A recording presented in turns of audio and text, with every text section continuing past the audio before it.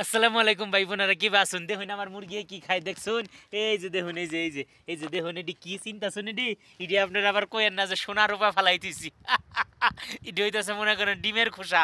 মুরগি ছাইরা দিলেই ডিমের খোসাগুলো ভাঙ্গা থুয়া দিছি, টুক টুক টুক টুক টুক টুক করে খুইটা খুইটা খায়। কারণ হইতেছে ওরা এই মরুভূমির মধ্যে সারাদিন আটকাই রাখি, তো খাবারের যে অভাবটা ওরা এটা দেয় কিন্তু পূরণ করে। তারপর তো আমি মেলা কিছু দেই, শাকসবজি এই সেই, এটি এখন আমি আনছি। এই যে আপনার ঘরে দেখাই, এই যে দেখুন আমি আসলে কি কি এখন দিমু এটা আপনাকে এখন দেখামু। এই যে নিয়ে আইসে হইতেছে মনে করুন এই যে হইতেছে সালাদ। এই যে সালাদ দেখছেন, মুরগিরও সালাদ খিলাই, তাইলে বুঝুন মুরগি কি এর লাইগা তো বড় বড় ডিম পারবো না। পারার একটা কিন্তু রিজন আছে, যে মুরগিরে যত বেশি ভালো খাবার দিবেন তত ভালো ভালো ডিম পারবো। কি কইন আপনারা? যাই হোক, এই যে দেখুন তার লগে এই যে আমি আরো অনেক কিছু নিয়ে আইছি। এই যে দেখুন, এই যে দেখতেছুন, এই যে দেখুন, এই যে কোনছেন এটি কি পাতাকপির ডাটা ডুটা যা আছে সব খুইটা খুইটা এনে দিই। কারণ এই ডিওরা খুব বালাইলে খায়, মজা করে খাই ভাই।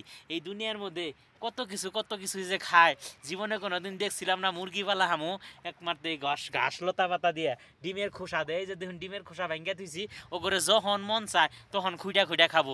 এই ডিমের খোসা আবার বান্দরে খায় না।